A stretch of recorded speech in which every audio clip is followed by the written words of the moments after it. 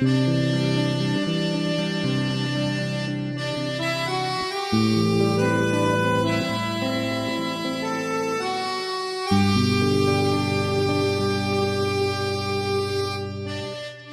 the Canadian west coast, there's a group of islands called the Gulf Islands. One of these, Salt Spring, is well known as a refuge for people seeking sustainability away from the negative aspects of a modern world. Dan Jason lives on that island and is an organic gardener. He is also author of several books and the leader of the Seed and Plant Sanctuary for Canada.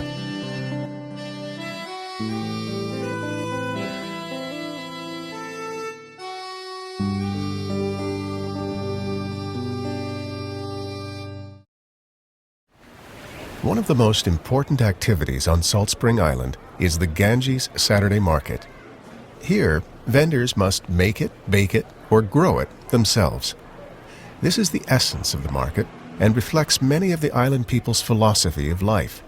At the market, you will discover distinctive decorative arts, clothing, and jewelry. There is also plenty of organic food to go around and free festive fun. If all this were not enough, it's a good place to meet local poets. After this inspiring stop at the local market, I went further inland looking for Dan Jason. Dan received me in one of the gardens of the Seed and Plant Sanctuary for Canada, otherwise known as the Seed Sanctuary. Hi, you guys. Welcome to the Salt Spring Center Garden. Hello, Dan. You picked a beautiful day to come. You ready for a walkabout? Oh, yes. See all the flowers and the herbs and the yummy foods? We definitely want to see your garden. Okay, come on down. We're following you. Come on.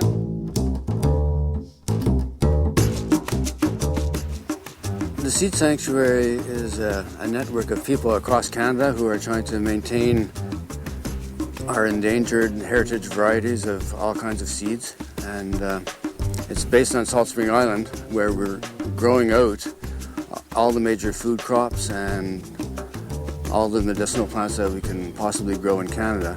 We're keeping records of them here, we're maintaining all these varieties, and we're trying to get backup collections everywhere across the country, in every province and every kind of climate zone.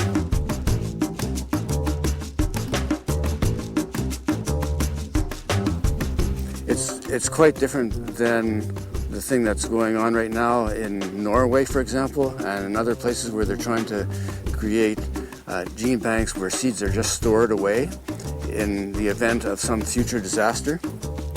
But our whole approach is that kind of disaster that we're putting seeds away for is really happening right now. The world is changing so fast that if we don't adapt and if we don't keep on growing out seeds that are constantly adapting to the changing environmental conditions, then we won't have any seeds at all. When you freeze seeds for however many years and keep them in the event that they'll be needed down the line, it forgets the whole notion that plants are adapting all along. Right now, there's some things I've noticed just in the few years that I've been saving seeds where conditions are so changed that you have to grow things in different ways. There's a shed over there with all the garlic hanging because I know that if I put the garlic out in the sun to cure, the sun will actually fry the garlic. And it used to be that there was no problem that way at all, but with the change in the ozone, you can't do that anymore. And it's like that for a lot of other things. The point being that we have to keep on growing things out. It has to be a living gene bank. Otherwise, we could be in trouble. We won't have any seeds for the future. The main base of the Seed Sanctuary is here on Salt Spring Island. Because I live here and because people know me, I've put it out to the whole community, the importance of saving these heritage seeds. And we've kind of taken it on really as an island. Of all the people in the Seed Sanctuary so far, half of those are probably on Salt Spring. Everybody's doing all this for free. All we have to do is maintain the databases on our website, and that's really the only expense. Everybody communicates with each other through email or phone or letters, and it's basically a communication system, and every buddy who loves seeds doing their job of preserving those seeds and just staying in contact with each other. So it is quite incredible in that this whole project has nothing whatsoever to do with money.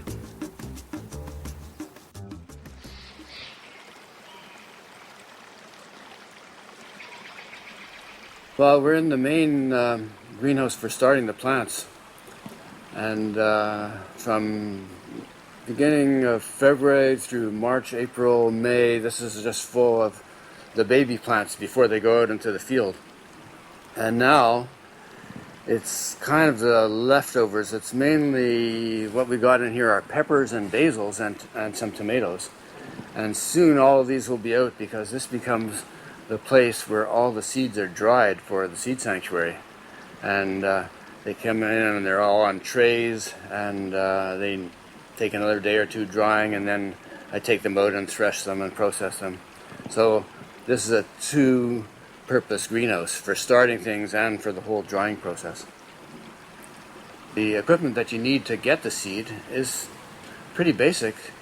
I have a little air compressor that I blow the chaff away, but even with that I could just use screens, and all it takes is screens and buckets, really, and that's all the materials you need.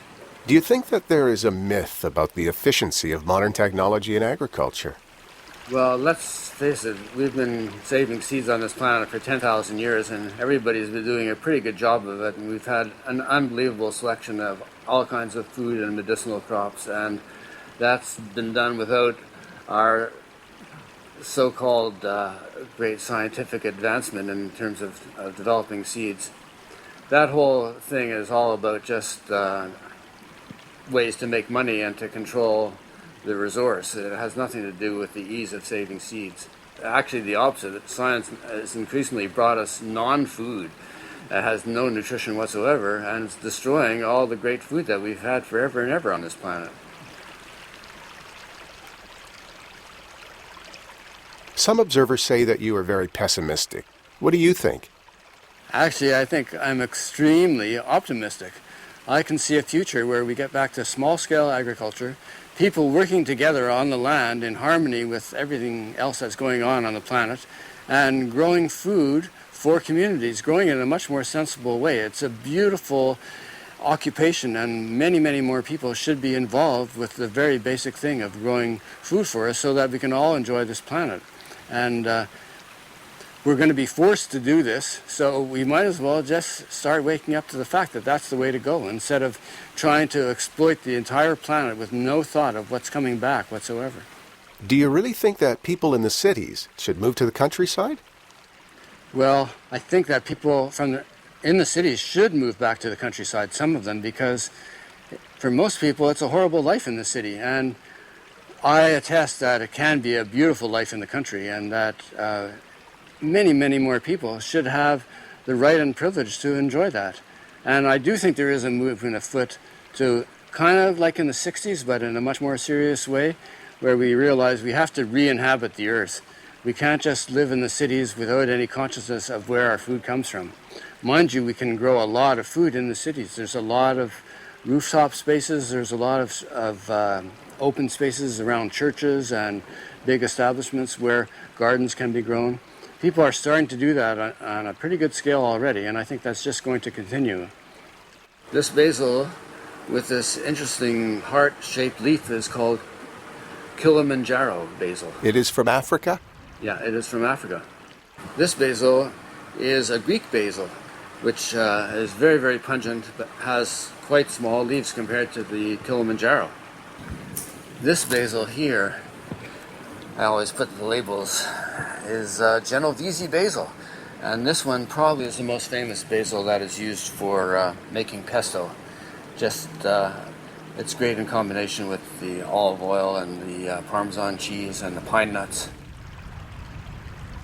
This is more characteristic, I'd say, of the basils to have these long pointed leaves like that.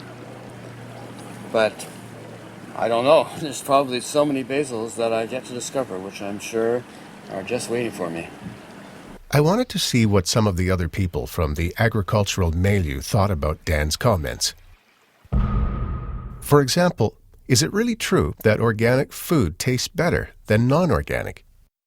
I mean, anyone knows the difference between a fresh organic strawberry picked in June versus a square cardboard California strawberry. The one is deliciously wonderful. The other is like cardboard. Well, taste is obviously a very personal point of view, and for me, whenever I taste an organic product, it's almost always better, more flavorful, and better tasting than any comparable commercial product. I think most people have found the same thing, and the growth of farmers markets and the growth of local food systems have been testimonial to the fact that people like the taste of organics. And clearly, when things are grown more locally and when things are grown with more care for the soil, they do have more flavor because they have more nutrients, because they've traveled less distance, because they've been processed less. And that all adds up to taste. I also wanted to understand why Dan Jason thinks diversity is so important. The point about genetic diversity is that it allows, all that genetic diversity was created by nature for a very good reason. So if a pest or fungus comes through a field with the full diversity, it'll never take out more than 10%.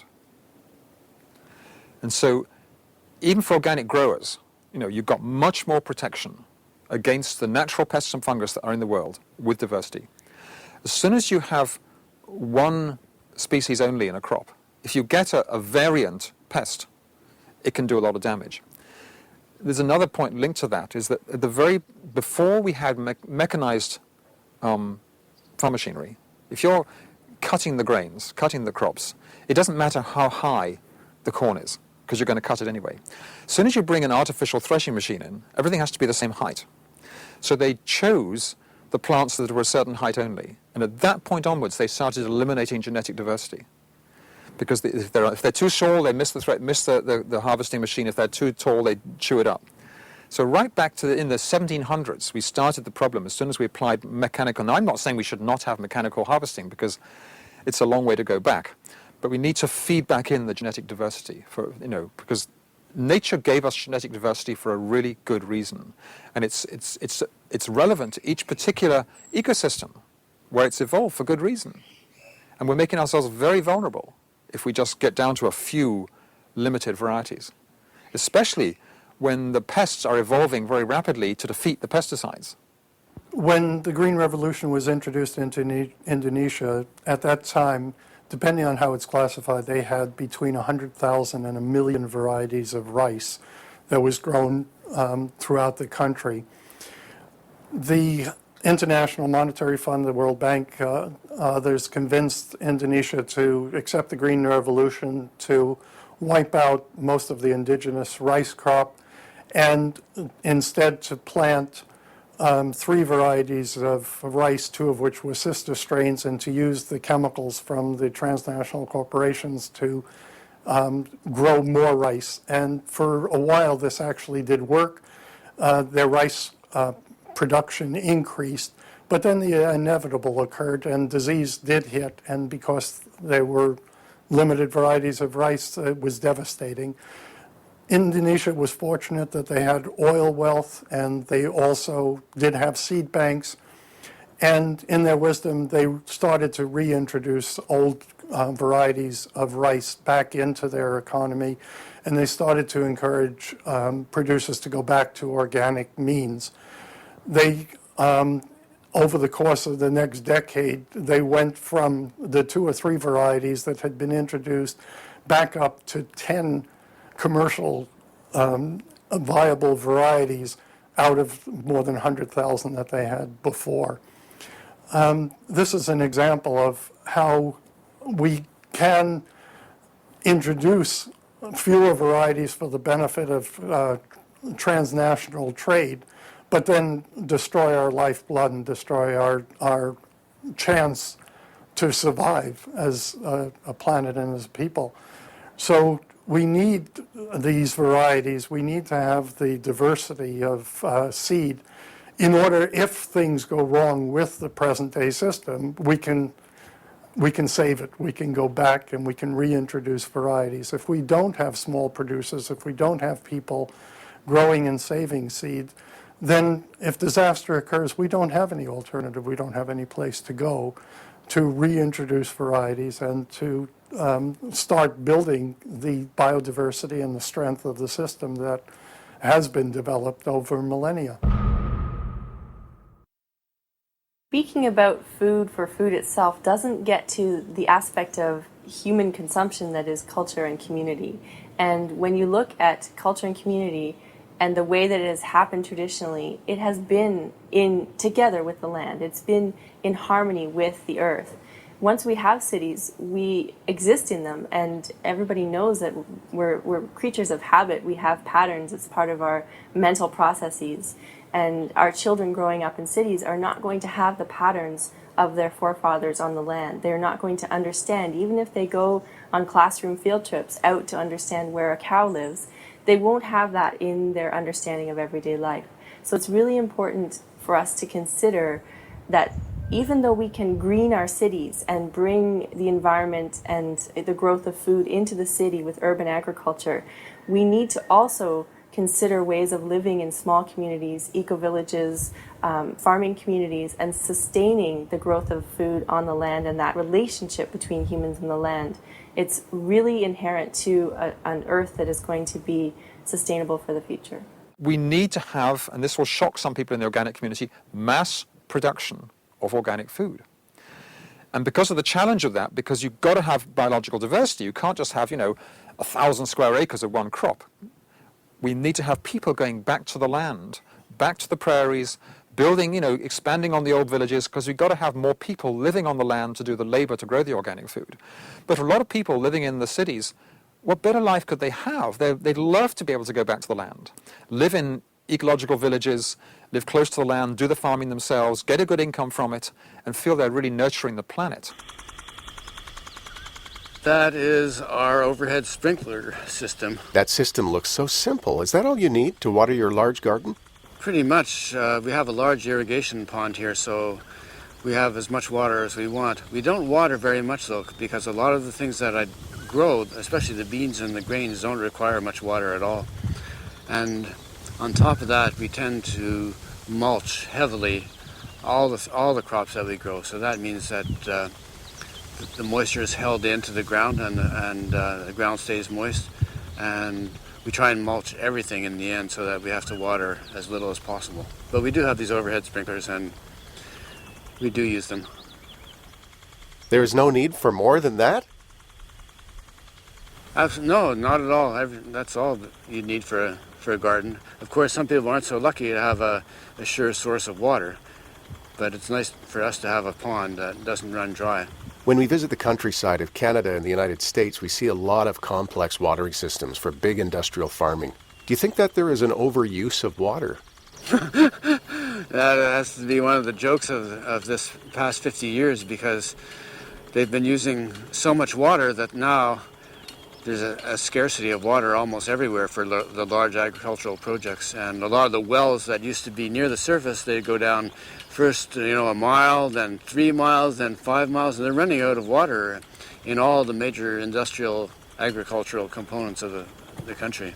If you're trying to water thousands and thousands and thousands of acres, that's a total different trip from watering a small farm where you have a few acres and you can develop all kinds of systems for maximizing your water production and just by creating shade through planting the right trees in the right places or creating areas where the water can gather.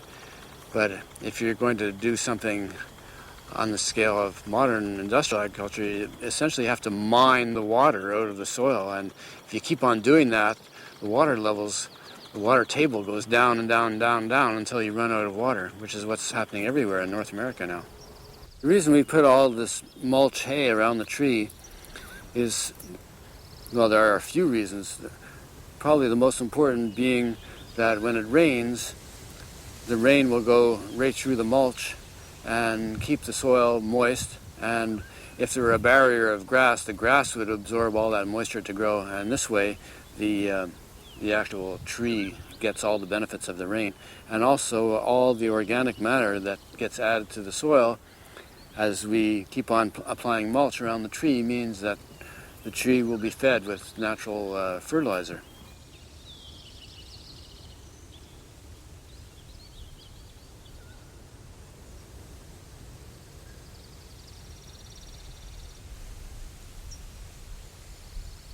There are a lot of flowers here. A lot of sunflowers, and these have been getting picked even. Is it true that the more you have flowers, the more you have insects? And the more insects there are, the more they all keep each other in check so that none of them get out of control. If you just have one plant, it tends to end up being one insect, and the cycles keep on going so fast that those plants end up being in danger. But if you have a whole bunch of different insects, everything keeps in balance. All the years that I've been growing food, I've never had any disease or pest problems because I have so many different things growing at the same time.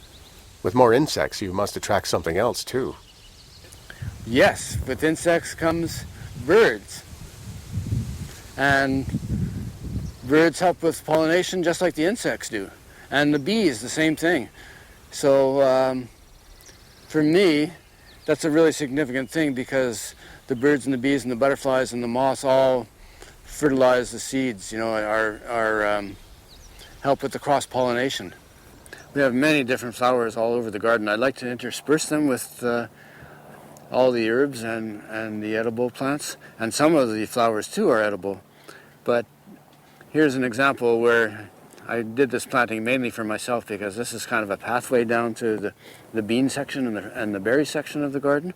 And these are some heritage flowers from, this one is, I think, 100 years old. These are called Persian carpet zinnia. And they have quite a variety of different flower heads, but they're all one named variety called Persian carpet, and it's a low-growing plant, and it's a nice border plant to plant in front of other taller flowers, such as these orange cosmos, are also another heritage flower. This variety is called sunset cosmos, and it makes a really nice combination with the zinnia, and then on top of that are sunflowers. And up here, here we got a couple of bees happy to discover this sunflower, and it's a nice little border that these sunflowers make. They're almost like a wall here as you go down this row, and so every day I walk by these sunflowers and they're just starting to bloom now, and I'm going to see more and more blooms every day and more bees every day. They are having a good time in there.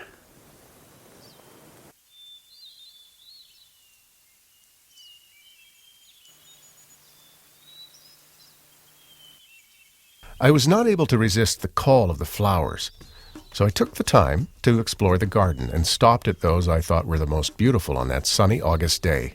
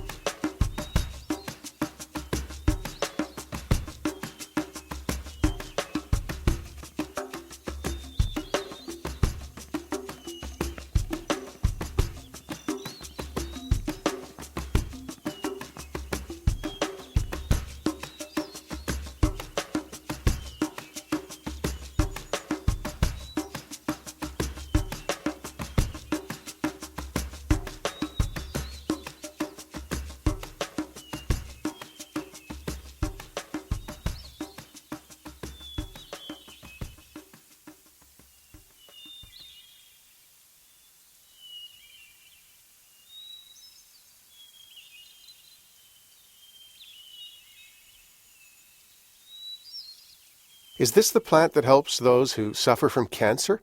This plant, milk thistle, is quite famous as a liver and stomach tonic, and it's very, very powerful. A friend of mine was told that he only had a few weeks to live, and he wanted to know, he'd done some research on milk thistle seeds, and he wanted to know if I had any seeds. And when I gave them to him, he started chewing them daily, and he ended up living many, many more months than the doctors were predicting. But even though there are a lot of great medicinal plants for things like cancer and many other things, it's been found lately that organic food itself has really great properties in terms of fighting cancer. And these are not found in conventionally grown agricultural food. This is a milk thistle that has already gone to seed, and normally it's a little bit higher and you have to be careful when you're plucking the seed, but you just come down over the top and then you grab the seeds and pull, and that's how the harvest happens. So what do you do with that? You actually can chew the seeds just as they are, without the fluff on though. The fluff comes easily off if you rub it. Otherwise, just rub the fluff, and then I put the seeds away, and that's my stash of milk thistle seeds. Is this what you call your non-corporate cancer medicine? You got it. And here lower down is cilantro, which is also called coriander. It's usually called coriander when you're talking about the seeds, and cilantro when you're talking about the leaves. And most people know it's very good in cooked dishes, but it's also quite effective medicinally to encourage appetite. And it's well loved by bees and insects. As you can see, there's some buzzing around now. This here is calendula, and it's a very famous medicinal plant used especially for skin conditions. And it's also used in salads. It's probably the best known flower to be used with your green salad. You just pluck the petals and sprinkle them and add a little bit of orange to your greens. This is the plant that I call 1,000-year-old tobacco plant. And the reason being that 4 years ago somebody sent me this through the mail from Ontario. They said the seed had been dug up in an urn in a sacred native Indian burial site, and because it was absolutely airtight, there was no moisture, the seeds germinated, and they did a carbon dating of them and found them to be 1,000 years old. They look like they're 1,000 years old. Everybody who comes in the garden says, "Whoa, what is that? Where does that come from?" And they're unlike anything I've ever seen in terms of tobacco. And most people are quite amazed that these are tobacco. They often ask, where does this plant come from? And they can feel that it almost evokes another space, another place, another time. And now I've sent these seeds to many, many native Indian locations across North America.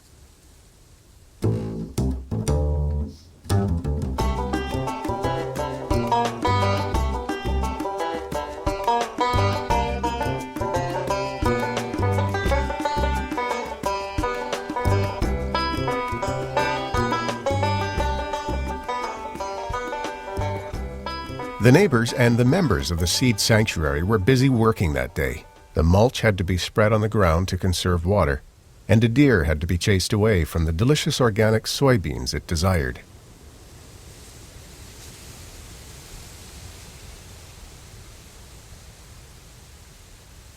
As I continued my visit through one of the most rich and diverse gardens in North America, Dan Jason continued his political discussion. He is convinced, based on his observations, that organic gardens and fields are extremely productive and profitable. He believes that non-organic industrial farming is spreading myths that organic growers are amateur producers. He also insists that non-organic North America agriculture seriously pollutes our environment with dangerous pesticides, chemical fertilizers, and genetically modified organisms. According to Dan, those methods are putting our health at great risk, and our governments are closing their eyes, refusing to label products that include genetically modified organisms. Once again, I wanted to see what some other people from the agriculture milieu thought about Dan's comments. Fundamentally, I think the vast majority of the profits in the industrial food system have to do with government subsidies. They don't have to do with the internal economy of the large-scale global food system. they also have to do with the fact that globally there are only a handful of corporations that each stage of the food system that control the food system. And globally, the international trade is by and large, and in huge measure, between transnational corporations, not between small companies, not between governments, but between transnational corporations. And the vast majority of that is intra-transnational corporations. So it's corporations dealing with their own subsidiaries and buying in one place, moving it to another, processing in another, combining in another, marketing in another. And therefore they can control their financial sheets, and they can demonstrate whatever profitability they want in whatever way they want. And in order to get subsidies, they can show that they're actually not making money, but their shareholders and their corporate executives certainly are benefiting in an enormous manner.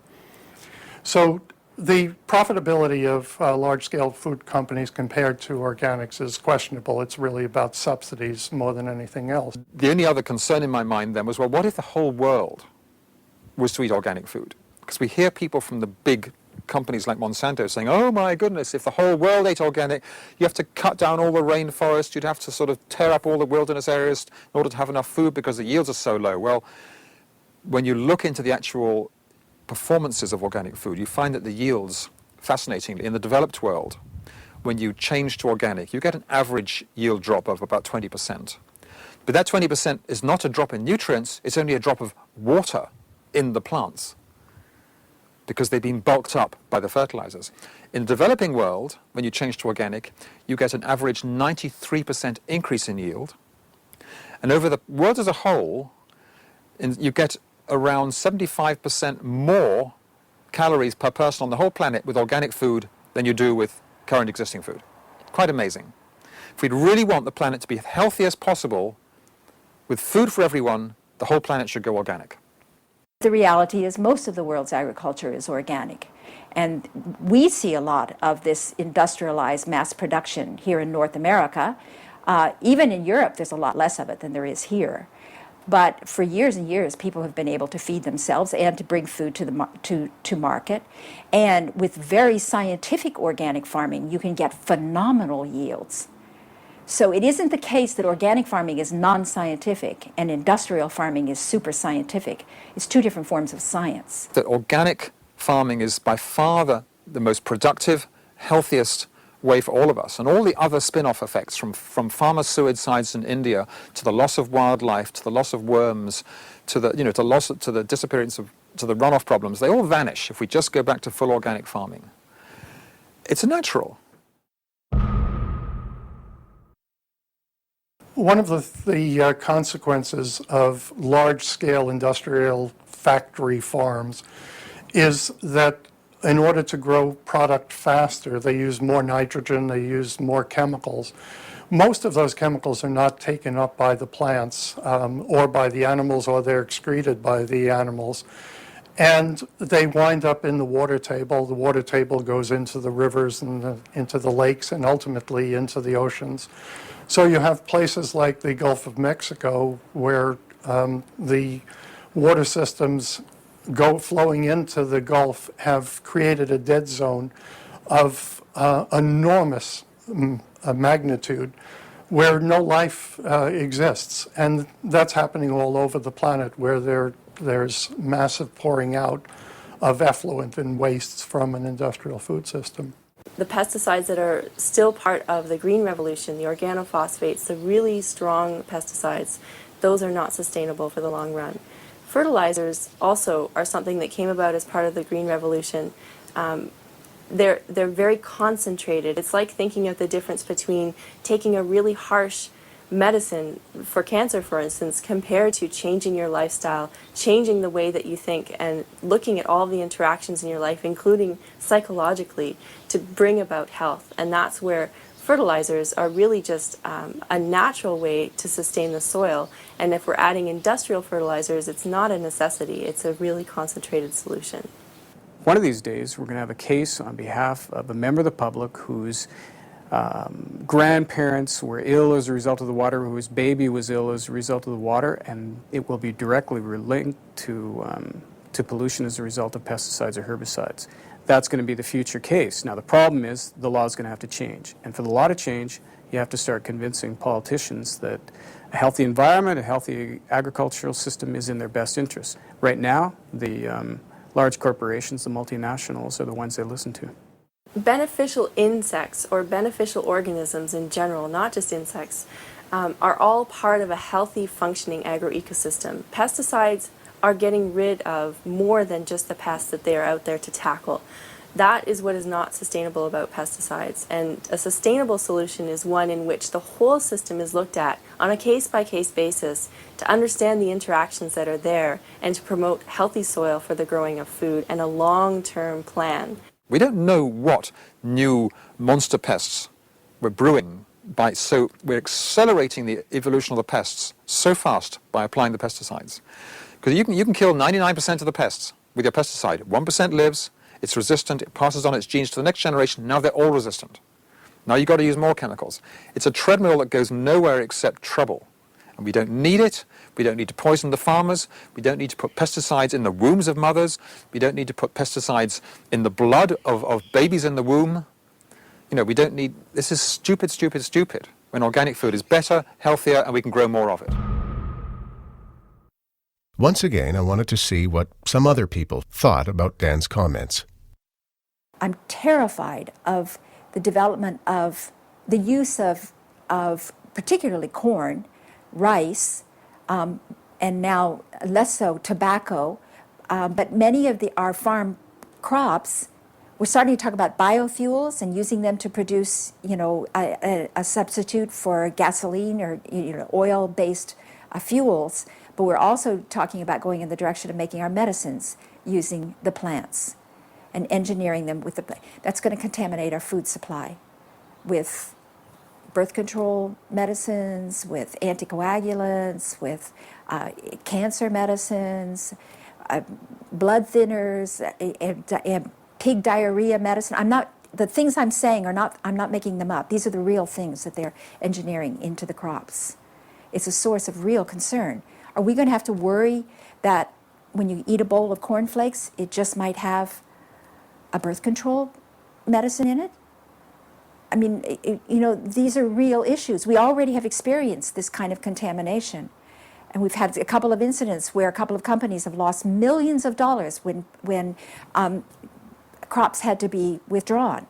Well, I think the government knows that if we invested as much energy and money into organic farming as we did with genetically modified farming, we'd probably profit by far in the long run.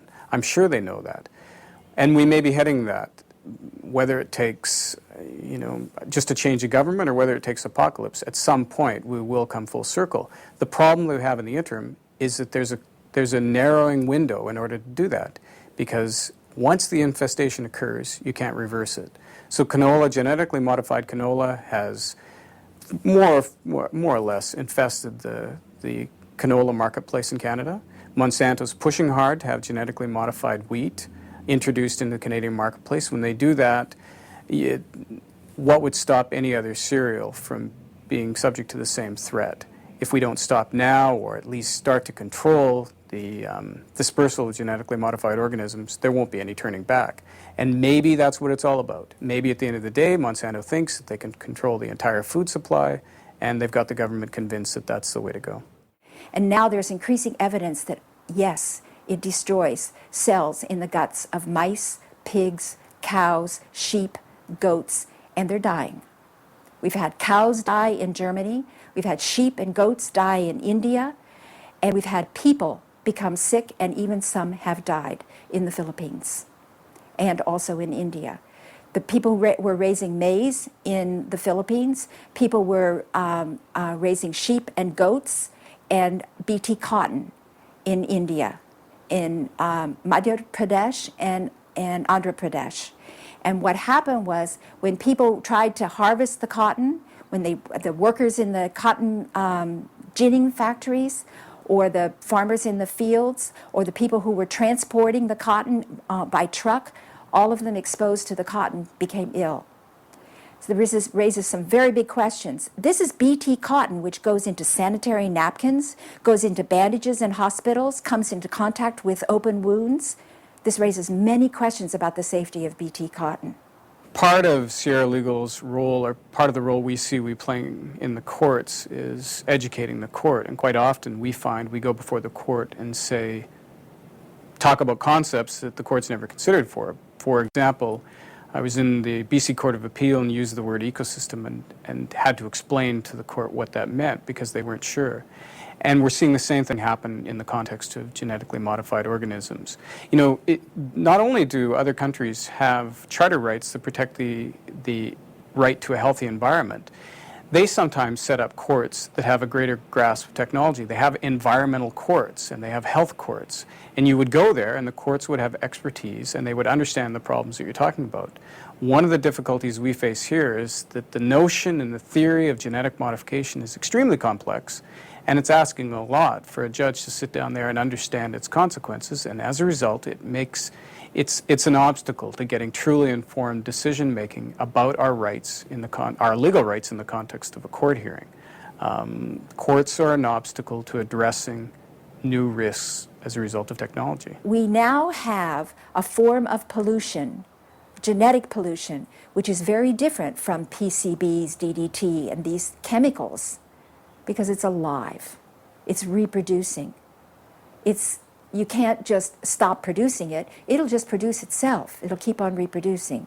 Like the canola, the genetically modified Roundup Ready canola, which is now spreading all over the prairies in Saskatchewan. This is our problem. And the fear I have is that it will also, that with some of these forms will also now be spread via bacteria in the soil who are swapping genes and pick up these elements of this transgenic material, which is in the crop residues. It's lying, we harvest our crops and we think we're done, but we're not done because there are residues lying in the soil.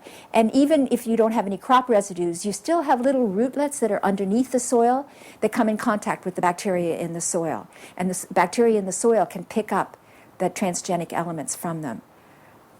There's too much we don't understand. We can't even culture the bacteria to even do the test. We don't even have names for many of the soil bacterium. We don't have names for many of the bacterium in our own mouths and in our guts. The level of our knowledge is, we're not ready for this. The technology has run way ahead of the science. Very little money, very little time and energy has been put in to finding out what the consequences of genetically modified organisms are. And this has been compounded over time, and each time we get closer to more accountability, there are new products that come up. So right now, nanotechnology is actually bigger in terms of revenue than biotechnology, and virtually nobody has heard of it. Yet it's in products already. There is no regulatory process of any consequence for this anywhere in the world.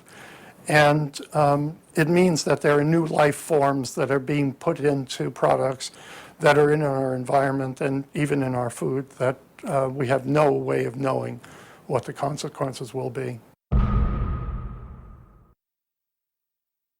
Let me put this in context. I'm currently co-authoring a major new book called Cancer, 101 Solutions to a Preventable Epidemic. And it's primarily about removing the causes of cancer in the chemicals, pesticides, the environmental causes.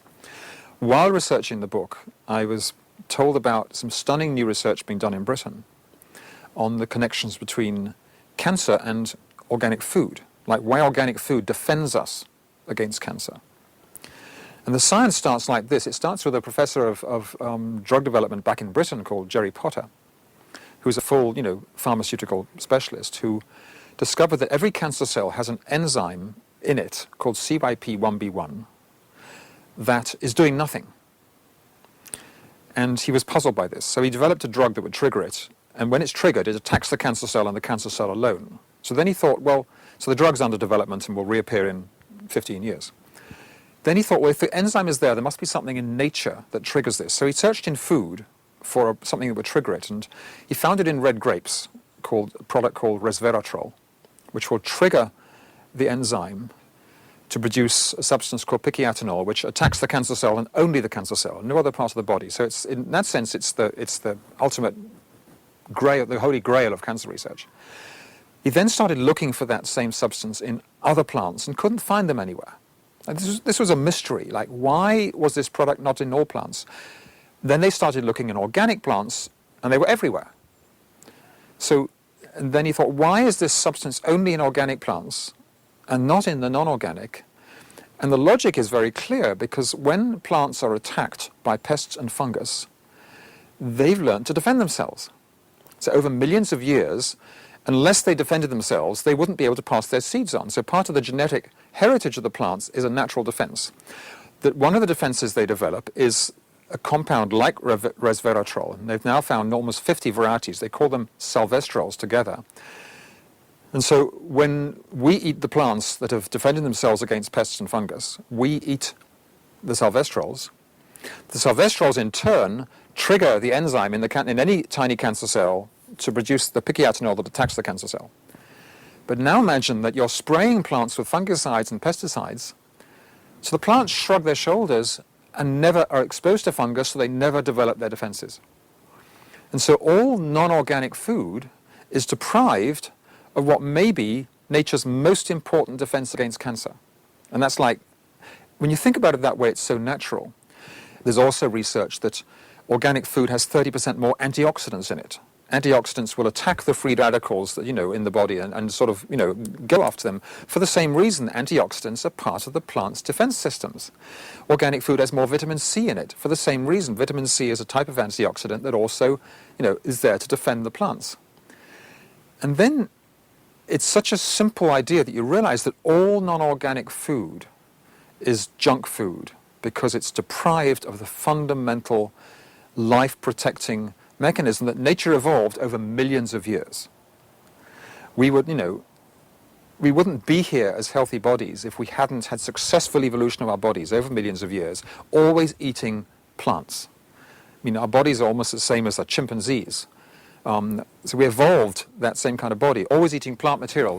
Here it is off the tree, chew it straight away. It's never been exposed to a chemical fungicide or pesticide. They're totally new to nature. I read that in the past you went to Ethiopia and had an eye-opening experience. Is that true? Well, I learned how little I knew about cereals. A story I'd like to relate is when I told the people who were in the gene bank in Addis Ababa, and I was telling the people that I had Ethiopian barley, and they thought that was so funny.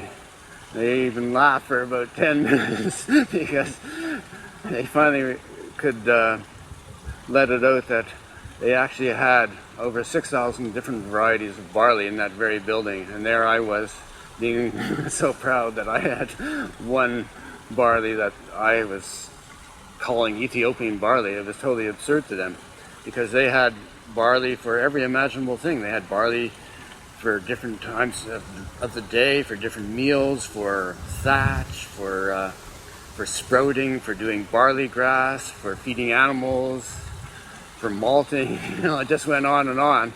And each barley had, special characteristics that made it suited for that particular thing. So I started from that moment really to realize just how much potential there is in diversity. Do you think we know a lot about cereal grains in North America?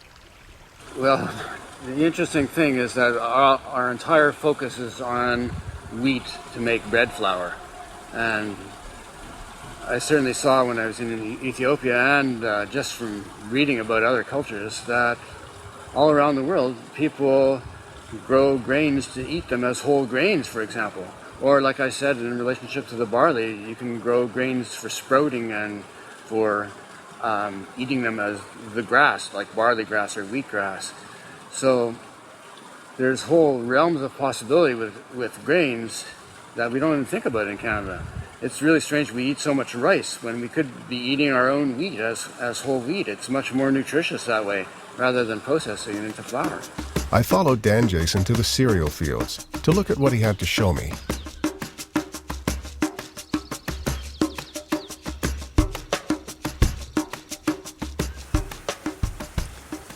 This is a really special planting of grains. There are over 60 different old heritage varieties of wheats, barleys, oats, emmer, and spelts in just this patch here. They're all in patches of just about 20 feet long. And they've come from all around the world, and a lot of them are special. They're not only wheats for turning into flour to make bread, but there's all kinds of wheats for eating whole and for sprouting and for wheatgrass.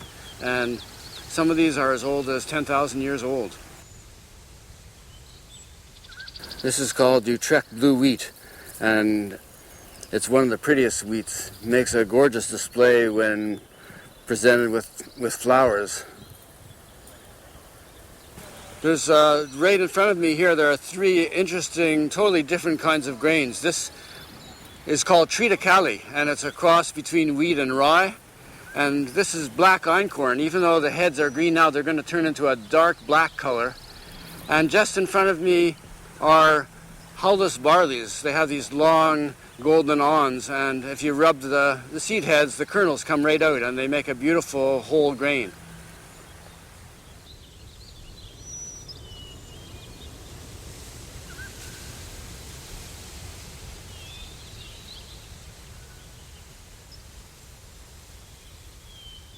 The garden this year for me has been a pretty interesting one because I haven't mixed things up as much as usual.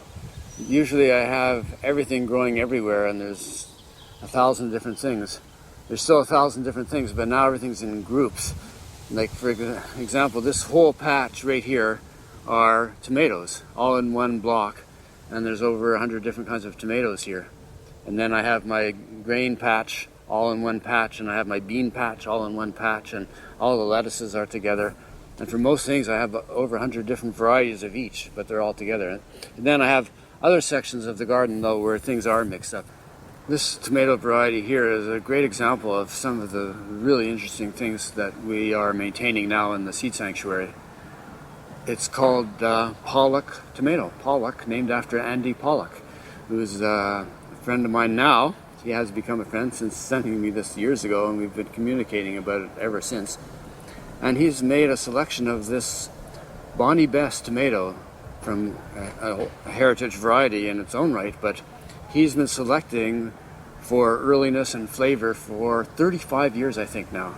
So this tomato is adapted to conditions of really cold weather and wet weather on top of that.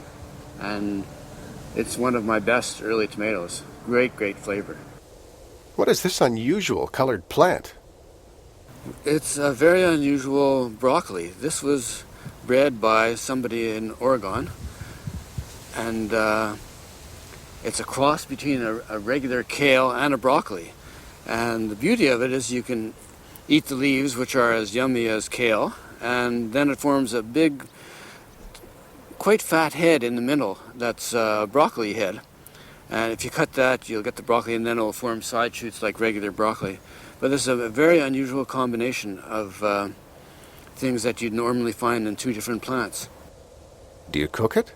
Oh yes, you could eat it raw, but it's really your choice. It's quite yummy raw, not at all harsh. But then if you steamed it for 2 minutes, you'd get, what most people consider the way to go with broccoli.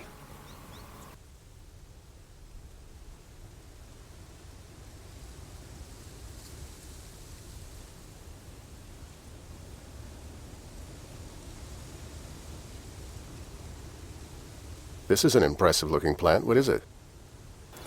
It indeed is a gorgeous looking plant. It's a leek going to seed. And that's one of the great things about letting things go to seed. Often they end up producing this incredibly aesthetic gorgeousness. And the ordinary person who's just a gardener and doesn't grow to that level of saving the seeds misses that whole opportunity for a completely additional visual. These will be here probably for another month or so, and have already been flowering like this for a month and a half. So it's a really long-lasting visual display. Quite a presence. Okay, come on up.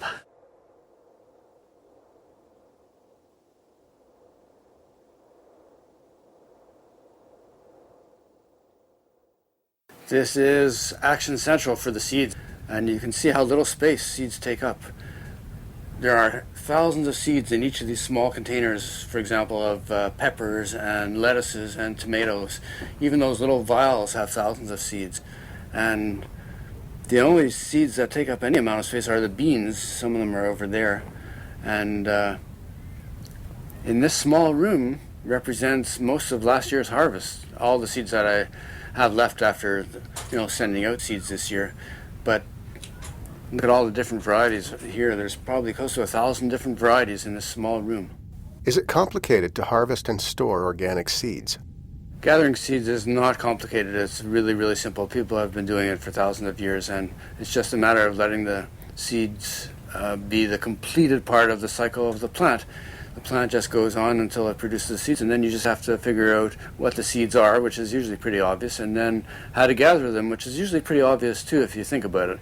Some of them can just be plucked, and some of them can just be shaken into a bucket, and the only thing to worry about is to be sure that they're dry thoroughly, and then to have an appropriate container where they stay dry.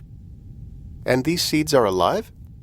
These seeds are all alive at this moment. There's an incredible amount of life here. Sometimes you'll hear about the astrological perfect time to plant seeds, but it's kind of funny because seeds don't ever stop being alive unless you do a Terminator technology or something like that. Seeds are just waiting for the proper conditions, and then they're even more alive and they get growing. But everything here is totally alive. I know that all these seeds would germinate if I planted them. Dan, are you afraid of Terminator seeds? Afraid? I'm not personally afraid because after all, everything I'm doing is a positive way of ensuring that we do have seeds for the future. But I think the Terminator seed concept is an incredible, you can call it a metaphor for our time, that somebody would actually invent seeds that would self-destruct. There's kind of a parallel to that. It's about our whole agriculture, which really is in the process of self-destruction right now. And they've chosen to even go for the seeds and to have the potential of not having any seeds in the future. Farmers will no longer be allowed to save their own seed, and you won't have seeds that are simple and savable like they have been forever. I heard that it is more and more difficult to send organic seeds to the United States. Is this true? That's exactly right. A lot of people who have attempted to send seeds to the States have had the seeds returned or confiscated on the grounds that they might contaminate the seeds in the United States, which is kind of a joke when you think about the contamination of genetically modified seeds. These people have so much power, and they're trying to go for 100% control, and they're saying that us little people, or just the average person who's trying to save their own seed, there's a problem that we might contaminate their seeds. Do you think our governments are doing enough to protect seed diversity? It's an interesting thing to think about because, to my mind, I always thought that one of the functions of government would be to know what seeds could grow in a country and how to grow them, and to let that information out to people in a free sort of way. And now it's gone totally to the opposite, where seeds are owned and patented and hybridized in ways that you can't find out information, or they're created to self-destruct. And the government has handed over that area of knowledge of plants that can be grown in a country right over to transnational corporations who have nothing in mind really except profit. So that's the kinds of seeds that we're getting now, ones that are only designed to benefit the corporation that creates them. Once again, I wanted to see what other people from the agriculture milieu thought about Dan's comments. Terminator seed is, when you plant a seed and it will germinate for one season. and you'll grow a crop from that seed. But the seed that's produced from that, so you plant a grain seed, you get a grass that produces grain, and then the seed that you collect from that, that harvest, you cannot save those seeds and plant it again because they will be sterile. That's what terminator genes do. They make the crop the following season, after it's grown once, it makes it sterile. So the farmer won't be able to replant it. That's the whole reasoning for it. That's the motivation for them developing a terminator seed. If the terminator gene cross-pollinates with a species, a similar species of weeds or grasses that's growing on the edge of the field, then that species will also not germinate after the second year. What is that going to do to our gene pool and our diversity? We're now killing more species around us. We're putting an end to them. If you plant a seed and it doesn't grow, well, that's the end. That could be thousands of years worth of diversity that had been built up, and we're killing it in one generation. So yes, we feel like this is very dangerous, and that's why there's so much resistance to it. All of the organizations directly linked with biotechnology, chemical fertilizers, and pesticide productions declined my invitation to participate in this documentary. Even Agriculture Canada, who originally agreed to locate participants to explain the official position of the Canadian government on non-organic agriculture, refused. The government and industry have become much more sophisticated in the way in which they're introducing new technologies. They've become much more sophisticated in the way that they're marketing. I think if you ask most corporations and most government people why biotechnology is so questioned and why it's having so much problem in the food system, they'll say that Monsanto was stupid and arrogant in the way it tried to force biotechnology down the throats of people. And if they had to start all over again, they would be much more sophisticated. They would do the same thing, but they would introduce it in a way that the public would not get their backs up and not be so much upset by it. So I think that there's countervailing forces occurring. I think many more people, both in government and in corporations, are recognizing that they have to be much more responsible, and they have to work on ways to protect and to save and to regenerate the planet. There are others that are still totally wed to the old economics and to the international trade and to global domination, that they are going to try and protect the system at any cost. Either way, we have been getting less information, and the information is more restricted because of corporate concentration in every realm, and particularly in the media, and because of the consolidation of information and the sophistication. They're controlling information to a greater and greater degree, so it's not surprising that they would try not to participate with documentary filmmakers that are trying to show what the alternatives are. One man who worked for 16 years as a high-ranked agronomist for Agriculture Canada offered his opinion on the use of genetically modified organisms and pesticides. I reached him by phone. First of all, the federal government of Canada, like most other advanced countries, only permit the use of pesticides that are registered in Canada under the Pest Control Products Act and regulations.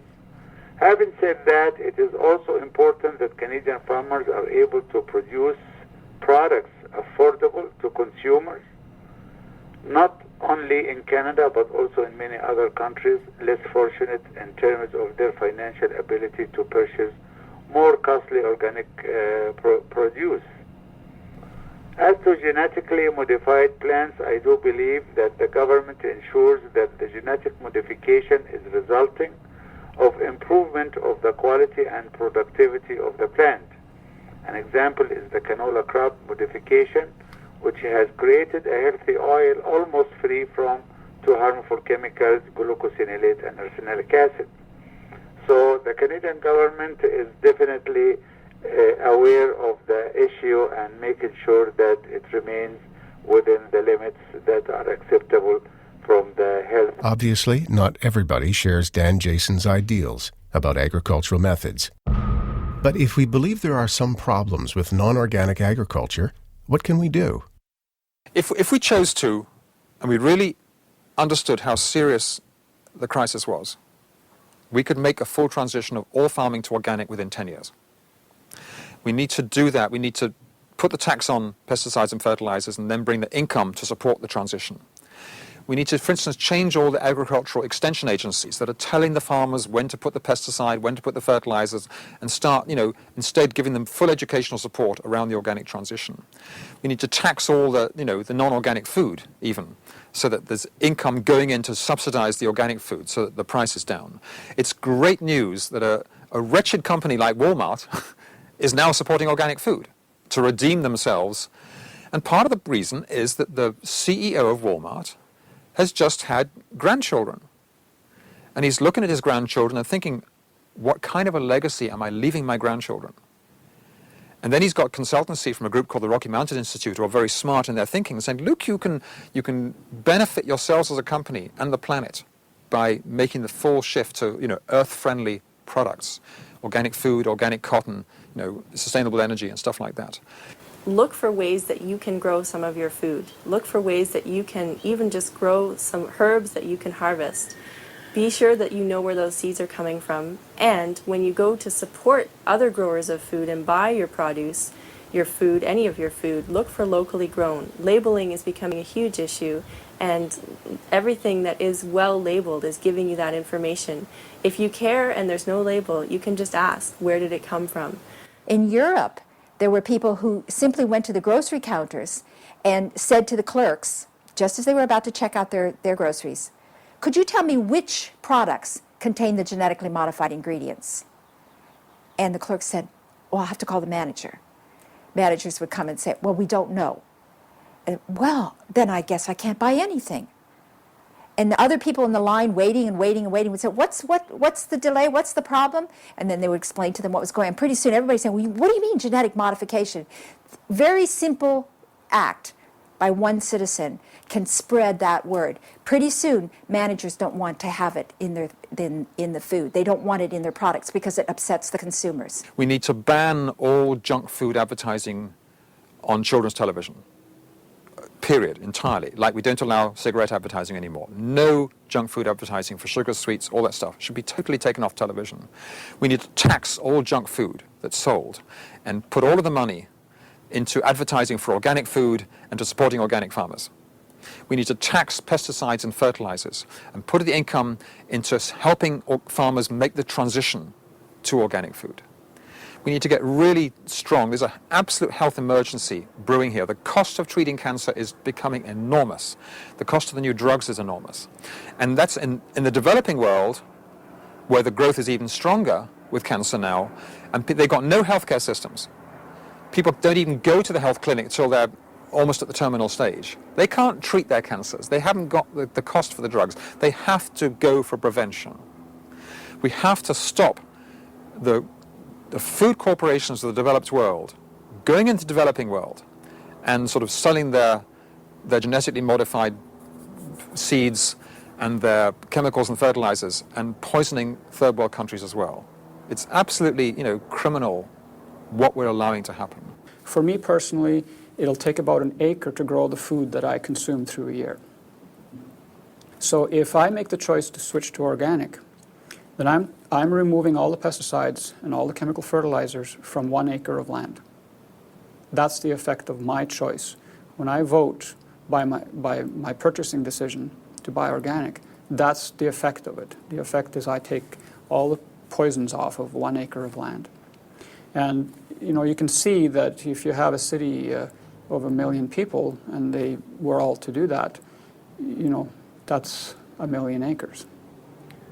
So, our choices can be very, very powerful, and so, and at the same, so there's two sides to that.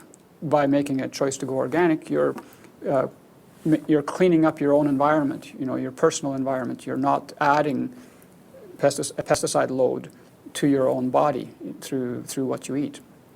So you get a personal effect right away. And then the other effect is that you're having an effect on the global environment of farming. I felt that I had to ask a Salt Spring Island artist at least once about organic food. Palu took half an hour to write me a song about his point of view. Then he sang.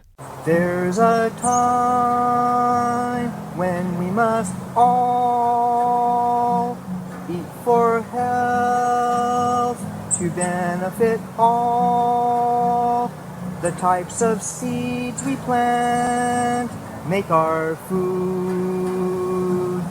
Our gardens make us cool.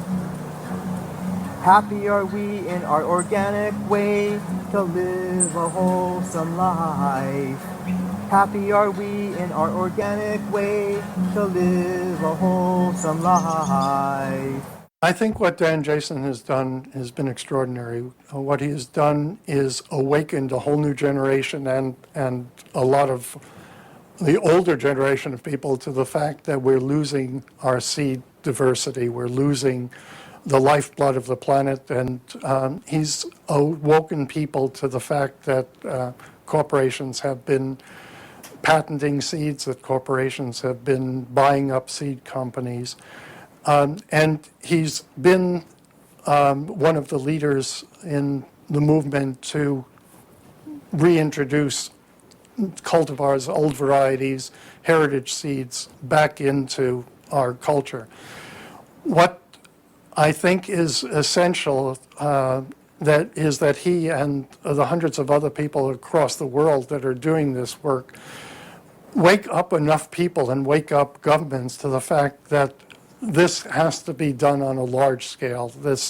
The lack of support for global seed banks, the loss of seed banks in the former Soviet Union and elsewhere, is jeopardizing future generations at the expense of us having cheap food for a very short period of time.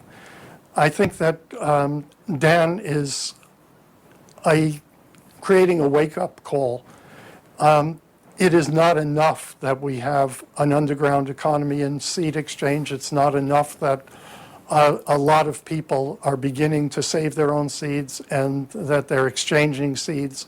This has to become the mainstream. And I think what Dan and other people like him have done is to start to educate people so they become aware, so that they can make the demands on governments and on international organizations to start to reintroduce all of these varieties. Okay, you guys, that was a great visit. Thanks a lot for coming, and do come back. Yes, I have to come back and eat more of your food. It was fun to visit your garden. I learned a lot, and it was extremely enjoyable. We know you have other visitors too. Yeah, it's amazing how many people find me here and how many times I take people through the garden in the midst of trying to send them the seeds to make their own gardens. It was a great educational moment with you. Thanks a lot. My pleasure.